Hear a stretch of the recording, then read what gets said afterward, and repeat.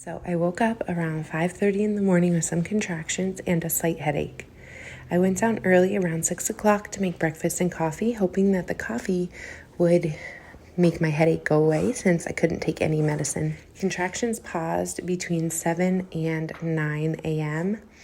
And to be honest, it was a little bit of a bummer because I had had contractions start and stop so often that I was kind of over it. They did pick up again, but very infrequently after 9. At around 10:20, I started to have bloody show, which was very exciting because that was the sign of true labor starting with both of my previous labors. My mom picked the girls up a little bit before 12. We were playing outside before that, going on a walk up and down the road, and the girls were very excited to go to my parents' house. They both left happily, and I knew that they were going to have a good time there.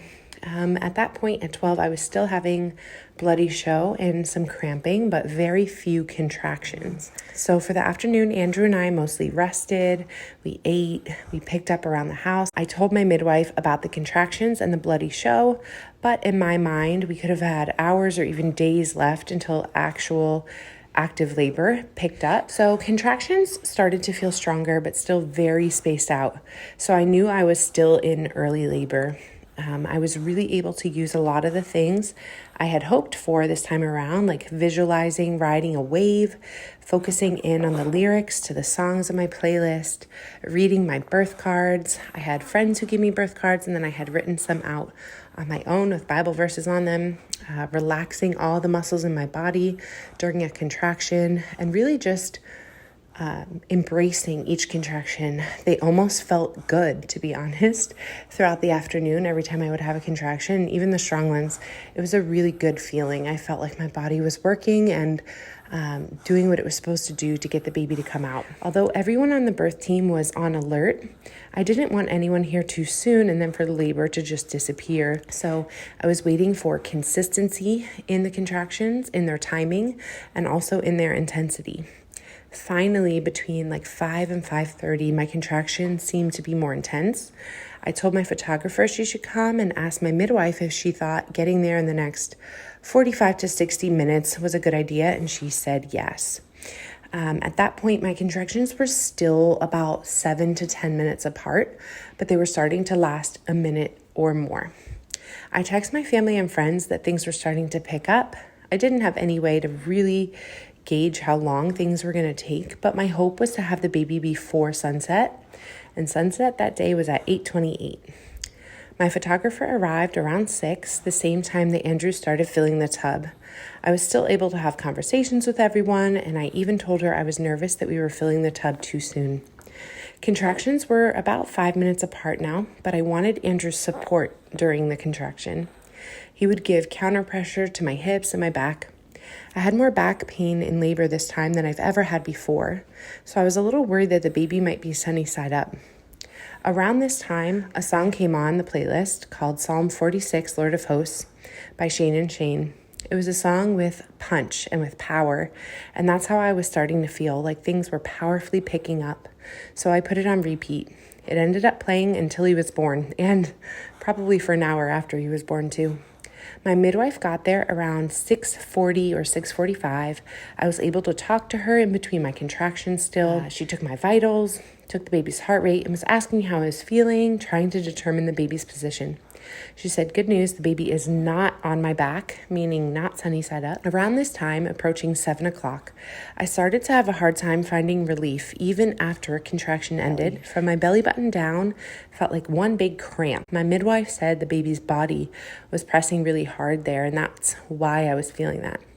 At this point, I was still breathing well through contractions and mostly taking them in stride, doing well mentally, but definitely hurting with this additional cramping that never ended. So my midwife said I should get in the tub. It wasn't super hot yet, and it wasn't all the way filled, but if I could just let my belly at least rest in the water, the cramping might have some relief. The water did hold some relief, but not a ton. I laid my arms over the tub and was on my knees inside with my belly hanging in front of me into the water. The contractions continued to ramp up with less and less time between them and little in the way of comfort during them. I felt nauseous, but I hadn't thrown up, something that I did do at the start of active labor with both of the girls. Thankfully, when my mom came to pick up the girls earlier that day, she told me, just so you know, you don't have to throw up. I never did. It's amazing how powerful our minds are, because I truly feel like that simple statement kept me from throwing up this time. Anyway, I did feel some nausea, so my midwife had me sniff lavender, which I think helped a bit. My midwife also suggested a comb, something I'd seen several people use in the birth videos. Essentially, you grip the comb so that the spikes are in the palm of your hand. The pressure and pain resulting from that can help take your mind off the contraction pain, and I would say it did help. My midwife tried to check the baby's heart rate again, but was having a hard time with how I was positioned in the water. She asked me to move a few times so she could check, but I kept saying, I'm sorry, I can't. I literally had mere seconds to recover from one contraction to the next, and I just could not bring myself to move. It wasn't long, maybe 30 minutes in the tub before I hit transition, the final part of reaching full dilation, and what almost anyone will tell you is the worst part of labor. The last 2 births, I can't really pinpoint transition, but man, this one was unmistakable. All of a sudden, the pain just reached a climax, and I felt completely out of control. Everything in me felt like it was going to explode, and I started yelling, I'm gonna poop, I'm gonna throw up, I'm gonna die. I couldn't honestly believe that those words had come out of my mouth after I said them. Andrew said that my body shook, almost like shifting gears in a manual transmission car. He said it was just another level. He got the bucket, and I dry heaved for a second, and then I yelled that I wanted it out of my face. It just felt so claustrophobic. Everyone was trying to calm me down. My midwife suggested Andrew pray for me, and I started praying out loud, help me, Jesus, help me, Jesus, help me, Jesus. She told me to just focus on Andrew's voice and just breathe. Pretty soon, my loud breath calmed me down, and I was just taking these really loud, big breaths. At this point, I had what felt like a 4 to 5 minute break without any contractions. I didn't realize it fully at the time, but my body was now fully dilated and gearing up for pushing. I just breathed, and the room was silent except for the music. Once contractions started back up again, they felt a bit different. I started feeling my body involuntarily pushing the baby down. This was the first birth I can say I felt his descent fully and completely, such a wild feeling. I didn't have to do anything. He was coming down quickly and without my conscious effort. The last 2 births, the baby would come down with a contraction and then slide back up once the contraction ended, but not this time. Every movement downward remained, even in the short break between contractions. I don't remember completely, but I think I was saying, this hurts and things like that. My midwife kept saying, yes, that's because the baby is going to be here very soon. Very shortly after this started, I started to feel the start of the ring of fire. The burning sensation held from one contraction into my break and into the next contraction. I knew enough to know he was about to be born. My midwife kept saying, go slow, keep your eyes open, look at Andrew, breathe. This is the first time I just let my body do all the work. With the girls, I always got to this point and thought, I don't care if I tear or what, I'm getting this baby out now. With this time, all I tried to do was just relax myself enough for my body to push him out. On the final contraction, Andrew said I was really loud. The fire burning sensation was wicked, but despite the feeling, I did not push at all. I just let my body do the work. It took a few seconds, but my body pushed him out no problem. By the way, no tearing either. I felt his head come out, and then a second or two later, the shoulders passed and his whole body slipped out. The physical relief I had was immediate. My midwife caught the baby and said he was tangled in the cord, so she tried to unwrap him and then said, reach between your legs and pull your baby up out of the water. It seriously felt like a flashback to Eden being born, the whole sequence. As soon as I pulled him out, he let out a little cry, just like Eden did too. I didn't spot the gender pulling him up from the water, but I did hear my midwife saying, hold him up. Could have just been a default way about talking about a baby, and she told me later she didn't see the gender, but it did make me not want to wait too long to look like I initially thought that I would want to wait. I did look at his face first and thought he looked like a boy. Holding him, I looked at my husband and said, are you ready to see? I want you to be the one to look. He asked if I was ready, and I said yes. So I held him up and we could see, and sure enough, it was a boy. It's hard to describe exactly how I felt in that moment. It was mostly a thought of like, wow, he really is a boy. The final confirmation. I had felt God told me we were going to have a boy before I even knew I was pregnant, but I didn't know if it was truly from God or something I had kind of just interpreted wrongly. I went back and forth throughout, but really deep down thought he was a boy.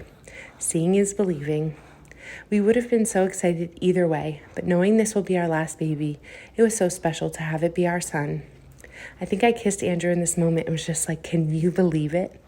At this point, baby was snuggled back in my arms and they gave me a towel to put over him. After a few little cries here and there, he had totally settled down and was just relaxing with me.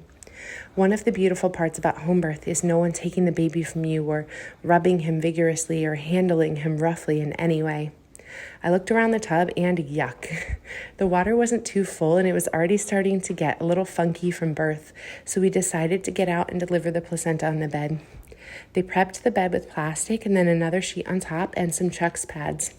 I spent this time kissing the baby's head and just taking him in.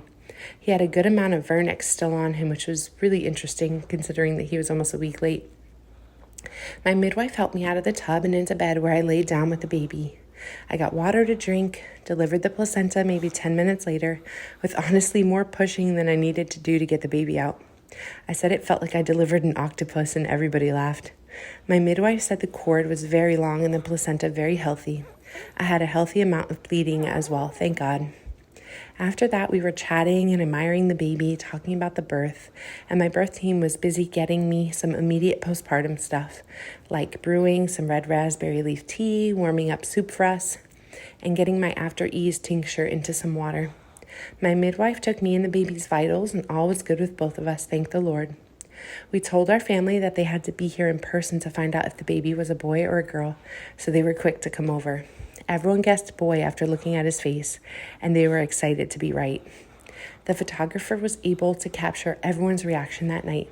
The only thing is that the girls were already in bed when I gave birth, so they weren't able to meet him that night. My photographer so graciously offered to come back the next morning to document them meeting him. Eventually, I got up to go to the bathroom for the first time and got changed into pajamas. The baby got his infant exam and his diaper and his clothes on, and everyone left and we settled in for the night. We ended up naming him the following evening. We were deciding between two different names, and Andrew felt that he liked Asher better. And to be honest, the meaning of Asher, which I'll go into in a different video, was really something that I felt like the Lord gave me throughout my pregnancy. And so Asher it was, Asher Andrew. He weighed 8 pounds and 12 ounces, and he was 20.5 inches long, born at 7:45 on June 4th. Happy and healthy at home. Thank you, Jesus.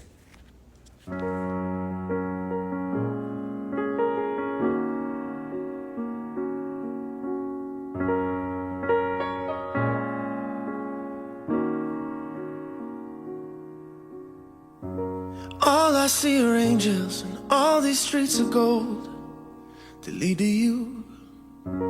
If touching love is touching God, no wonder I'm in heaven when I'm holding you. Simple as a song, a melody repeating in this heart. I don't know when the chorus came, where I heard it first, but when it started, I won't be holding my breath for chariots. I'm not just waiting for skies to part. You've been my glimpse of kingdom right from the start. And you got me touching heaven. Ooh, ooh, ooh, ooh, ooh. Got me touching heaven. Ooh, ooh, ooh, ooh. So tell me what you're dreaming. Tell me what it is. Dream come true.